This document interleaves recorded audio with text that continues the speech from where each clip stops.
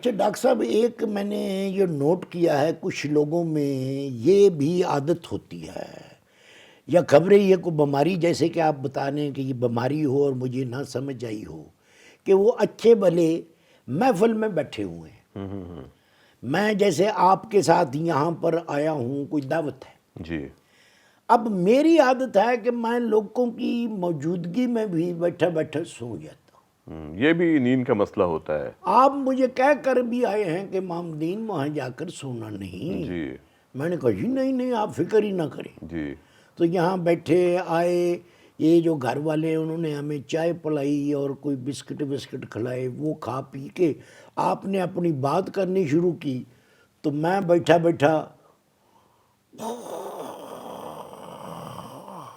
یہ ایک کیفیت ہوتی ہے. جی ڈاکٹر صاحب. کیا سو گئے تھے؟ نہیں میں تو ٹھیک ہوں، بالکل ٹھیک ہوں. پھر کیا کیا کیا کیا ایکٹنگ کرتے ہیں آپ ہیں؟ نہیں میں آپ کو بتا رہا آپ ہوں. سو گئے تھے کیا؟ نہیں جی، وہ سو جاتا ہے بندہ. اچھا میں نے کہا شاید آپ سو گئے. نہیں میں نہیں سویا تھا، میں تو بتا رہا تھا کہ وہ اس طرح کرتا ہے. اچھا. اور وہ روٹی کھاتا ہوا بھی سو جاتا ہے. بعض اوقات اس کی برکی جو ہے نا وہ یہاں ہوتی ہے اور وہ سو رہا ہوتا ہے. یہ بہت خطرناک عادت ہے امام دین، اللہ نہ کرے بعض اوقات پرابلمز ہو جاتے ہیں. اور یہی کیفیت ہے ان لوگوں میں جو خدا نہ خواستہ حادثات کا شکار ہوتے ہیں ڈیورنگ ڈرائیونگ یا گاڑی چلاتے ہوئے. اگر کسی ڈرائیور کو یہ عادت پڑ جائے، یہ سب سے خطرناک بات ہے کہ اچانک سے نیند بہت گہری ہوئی، اس کو پتہ ہی نہیں چلا اور جا کے گاڑی کہیں ٹکرا دی. یہاں آپ کی بات بڑی ہوتی ہے. مجھے یاد آیا ہے کہ ایک دفعہ بس کہ جو ڈرائیور کے ساتھ والی سیٹ تھی نا، ادھر میں بیٹھا ہوا تھا. اچھا. تو میں ایسی چوری آنکھ سے اس کو ڈرائیور کو دیکھ رہا تھا. تو میں نے دیکھا کہ ایک دو دفعہ اس کو اونگ آئی. تو وہ اس کا جو وہ ہینڈل تھا نا جی اسٹیئرنگ جو ہوتا. جی جی. وہ یوں ہوا. اچھا. تو میں نے نوٹ کر لیا. ہاں. میں نے اس کو کہا یار تم ہوش میں ہو؟ اس نے کہا جی ہاں میں ہوش میں تو ہوں، مگر مجھ کو نیندر آ رہی ہے. میں کہا تمہارا اللہ بھلا کرے، تمہیں نیندر آ رہی ہے اور تم بس چلا رہے ہو، جبکہ تمہیں یہ سوچنا چاہیے وہ 52 سیٹوں والی بس تھی. او گاڈ. میں نے کہا تم 52 انسانی زندگیوں کی امانت لے کر جا رہے ہو، بے شک. تو تم یہ کیا کہہ رہے ہو؟ تو پھر کیا کیا جائے؟ کہا آپ بات کر سکتے ہیں کہ آپ سیانے بیانے ہیں، آپ ان سب سے بات کر لیں کہ میں ایک کوپ چائے کا اور ایک سرگٹ پی لوں. اچھا. تو میں تھوڑا چوکس ہو جاؤں گا. میں نے کہا تم روکو بس. اچھا. میں نے کہا بھائی جان، قدردان، مہربان، شکر ہے کسی نے یہ نہیں کہا. پھر سودا آپ ایک بیچنے بات تو لگے. بتائیں. ہاں جی. لگتا ہے کسی زمانے میں بس سودا بیچتے رہے آپ. مخاطب کرنے کا کوئی طریقہ ہونا چاہیے. لیکن ایسا طریقہ ہو جو کچھ لگے کہ آپ واقعی کھڑے ہو کے بردبار انداز میں آپ بات کرنا شروع کرنے جا ڈاکٹر رہے صاحب ہیں. میں اگر یہ کہوں کہ جناب میری بات سنیے، اچھا. کوئی نہیں سنے گا.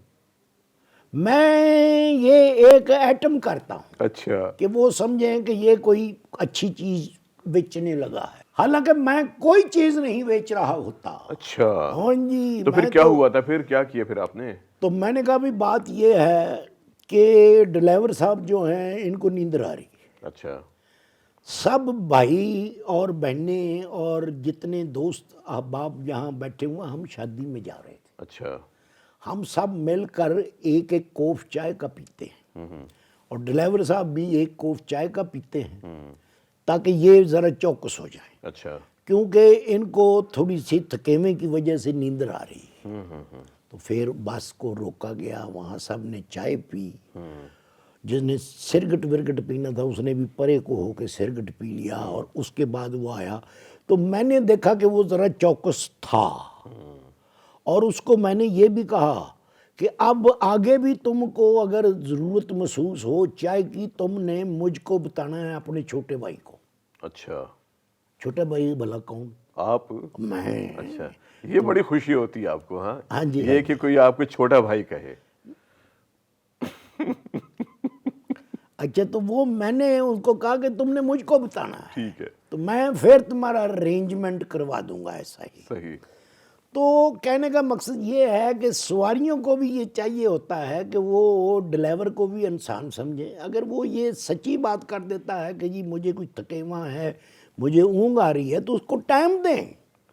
یہ بہت امپورٹنٹ ہے، بہت اہم بات آپ نے کہی کہ زیادہ تر جو ایکسیڈنٹس ہوتے ہیں وہ صبح کے وقت ہوتے ہیں. ہاں جی ہاں جی ٹھیک ہے، اور یہ وہ وقت ہوتا ہے جب لوگوں کو نیند کا غلبہ طاری ہونے لگتا ہے، اور اس وقت اگر اونگ آ جائے، اور اونگ بعض اوقات وہ اتنی زیادہ دیر تک رہتی ہے کہ انسان کا کنٹرول نہیں رہتا ہے اسٹیئرنگ پہ، اور وہ گاڑی کہیں ٹکرا کے اور بہت بڑے حادثے کا موجب بن جاتی ہے. جی. ایک اور دوسری وجہ جو موجب بنی ہے پچھلے دنوں، جی وہ ہے اندھا دھند.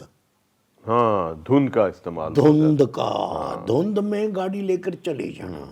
حالانکہ یہ اعلان ہوتے رہے ہیں کہ اگر آپ کو کوئی کام نہیں ہے تو آپ اپنے گھر سے نہ نکلیں. بے شک، ٹھیک ہے جی. بے شک.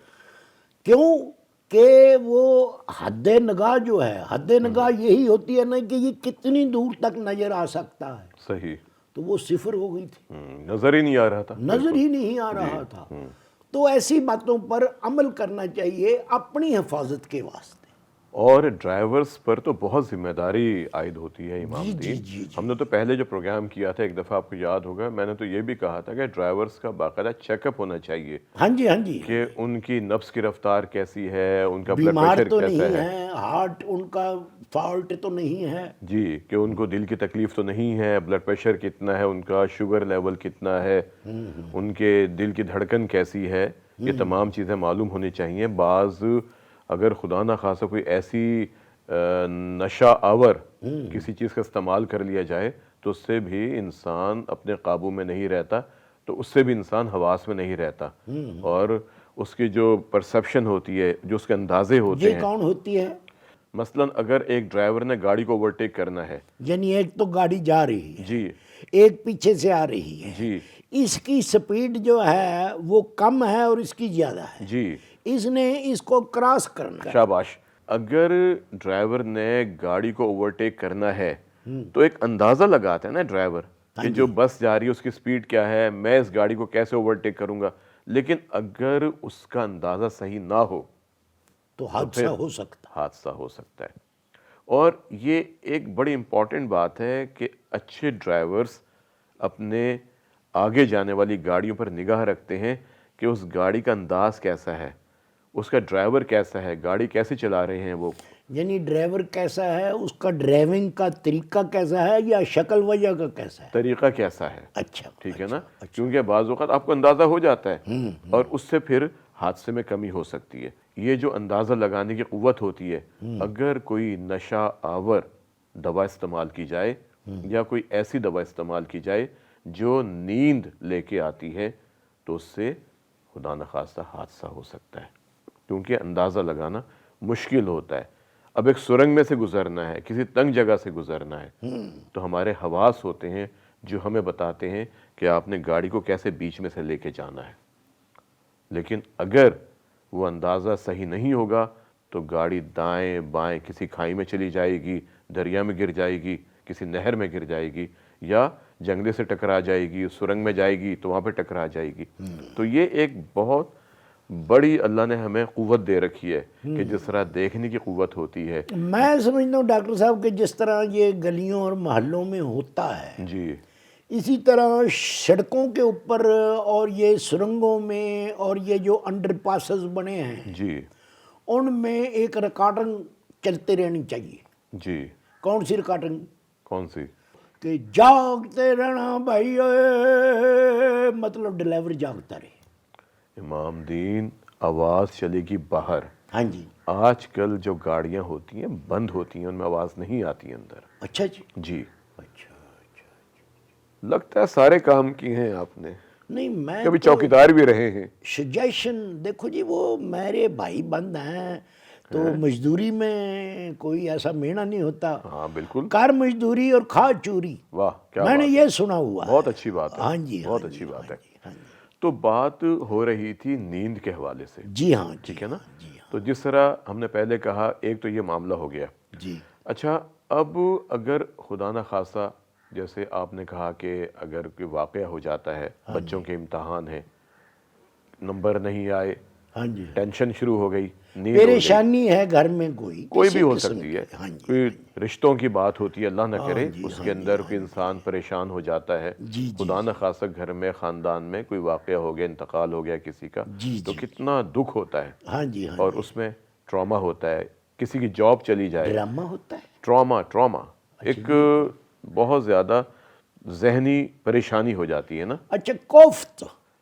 کوفت بھی کہہ سکتے ہیں, کوفت تھوڑا سا ہلکا لفظ ہے. اچھا ٹراما کا مطلب ہے کہ اذیت ایک ہوتی ہے نا, اچھا پریشانی بہت اچھا شدید قسم کی ہوتی ہے, اچھا تو اچھا اس کی وجہ سے بھی نیند چلی جاتی ہے. اچھا. اچھا یہ تو معاملے ہوتے ہیں. ہم کیا کرتے ہیں کہ کچھ دیر کے لیے دیکھنے کے بعد, معائنہ کرنے کے بعد پہلے تو ہم وجہ ڈیل کرتے ہیں. جب کوئی پیشنٹ آتا ہے آپ کے پاس اس بیماری کا موجب, جی جو بھی ہمارے پاس آئیں کہ جی مجھے نیند نہیں آتی, اچھا, میں رات بھر جاگتا رہتا ہاں ہوں, جی, تو پہلے ان کا مکمل طور پر معائنہ کیا جاتا ہے, ان کے ٹیسٹ کیے جاتے ہیں, پھر ہم یہ دیکھتے ہیں کہ وجہ کیا ہے.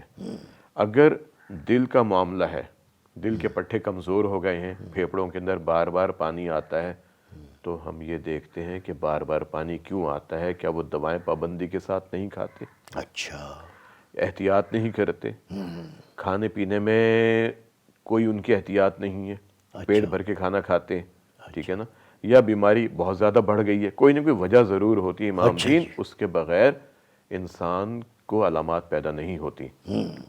جو ہارٹ فیلئر میں مریض ہوتے ہیں نا, ہم ان کا پورا معائنہ کرتے ہیں. اچھا جی, یا جن کو بار بار پیشاب آتا ہے, ہم یہ اچھا, دیکھتے ہیں کہ پیشاب کی دھار کمزور تو نہیں ہو رہی مردوں میں, اچھا. پیشاب جاتے جاتے نکل تو نہیں جاتا, پیشاب کرنے کے بعد تو نہیں نکل جاتا. یہ بھی ہارٹ کی وجہ سے ہوتا ہے.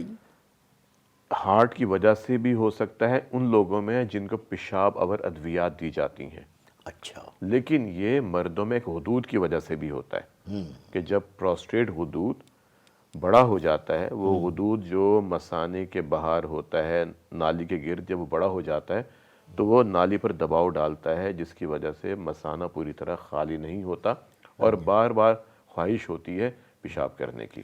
اس کا علاج کیا ہے جی؟ اس کا علاج پھر ہوتا ہے, دوائیں دی جاتی ہیں, یا آپریشن کیا جاتا ہے, یا نالی ڈال کے اس حدود کو نکال دیا جاتا ہے.